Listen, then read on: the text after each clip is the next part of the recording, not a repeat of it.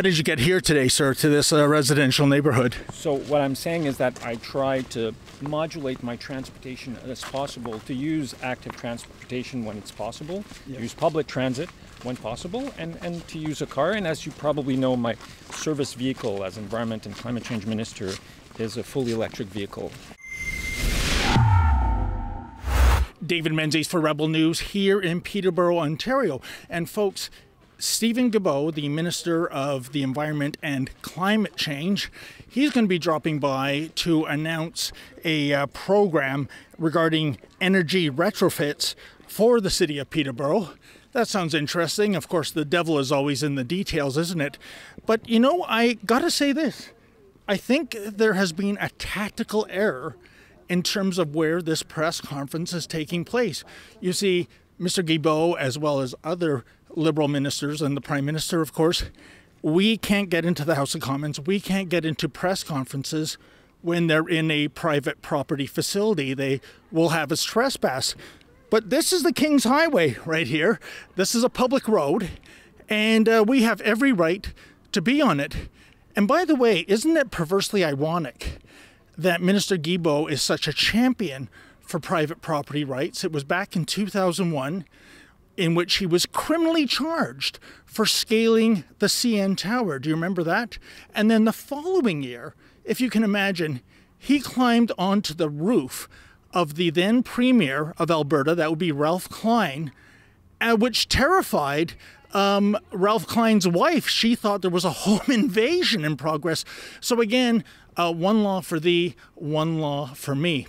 In any event, let's see what is going to be discussed at this press conference, and hopefully we'll get Mr. Guilbeault to weigh in on some other issues, such as that ludicrous statement from last week in which he wanted the federal government to no longer invest in roads. Yeah, who needs roads, right, in a country the size of Canada? Anyways, let's see what we find out. You don't have to be a scientist to know climate change is at our doorsteps on a day like today in the month of February. We see it every day now, with more extreme weather events and increasing warmer temperatures. But thanks to communities like yours, Canada is stepping up to face it head on. More and more, Canadians are changing the way we do business in order to secure a healthier environment and stronger Canada. My name is David Menzies with Rebel News, and my question is for Mr. Guilbeault. Mr. Guilbeault, according to this press conference, it looks like this program is available for residents of the city of Peterborough. In that regard, it's reminiscent of the announcement last fall that only Atlantic Canadians would receive relief from the federal fuel charge if they heat their homes with heating oil. Given that your Prime Minister once said a Canadian is a Canadian is a Canadian, why is it that only some Canadians qualify for relief and others do not? Actually, the premise of your question is wrong. The home heating oil rebate applies to Canadians who use heating oil all across the country. And I'll give you an example. There are more people who heat their homes with oil in Quebec than in all of Atlantic Canada. So it's not a project, it's not a program that's specific to Atlantic Canadians. What we're announcing today is a partnership with the city of Peterborough, but we're announcing similar partnerships. And we've heard from the Canadian Federation of Municipalities that more than 2,100 similar programs have been funded through the Green Municipal Funds, and we're hoping to fund even more with those type of announcements. Thank you. Here we go. Over here. I get one right over here, y'all. Mr. Guilbeault, as you walk to your vehicle, can I just grab a year?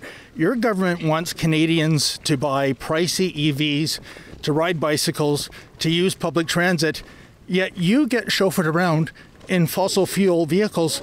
Why the double standard, sir? Oh, I took the train Monday morning from Montreal to Quebec City, and then I took the train back from Quebec City to Montreal, and this morning I took the train from Montreal to Oshawa, and tomorrow I will be taking the train from Oshawa back to Montreal. How did you get here today, sir, to this residential neighborhood? So what I'm saying is that I try to modulate my transportation as possible, to use active transportation when it's possible, use public transit when possible, and to use a car. And as you probably know, my service vehicle as Environment and Climate Change Minister is a fully electric vehicle. That's one of the few. Actually, it's not. For cabinet, I mean. It's not. All vehicles now, all cabinet vehicles, new purchases are either fully electric or plug-in hybrids. And Mr. Guilbeault, what were you thinking last week when you said that the government would no longer invest in major road projects? How will Canadians get around? How will truckers get goods to market without roads? I clarified that I was speaking specifically about the project called the Troisième Lien in Quebec City. Just here in Peterborough since 2015, we funded 18 road projects representing more than $20 million. Okay. Thank you. Now, is this the vehicle you're leaving in? This is, yes. Now, the RAV4 comes as a plug-in hybrid. I know that. Why is this a full fossil fuel gas burner? Thank you very much. It's a hybrid. This? Look, not a plug-in hybrid. It's written here, hybrid. But it doesn't have a green plate, sir. You know who has a plug-in hybrid, folks? Me and Lady Menzoid. Folks, why is it whenever a Liberal announces some kind of green initiative, my spidey senses begin to tingle? Why do I think that this is going to cost all of us a lot more green, as in dinero, in the long run? Well, if you feel like I do, please go to nogreenreset.com. That's nogreenreset.com. Sign the petition, and if you're able to, kindly make a donation so we can continue to bring you the other side of the story.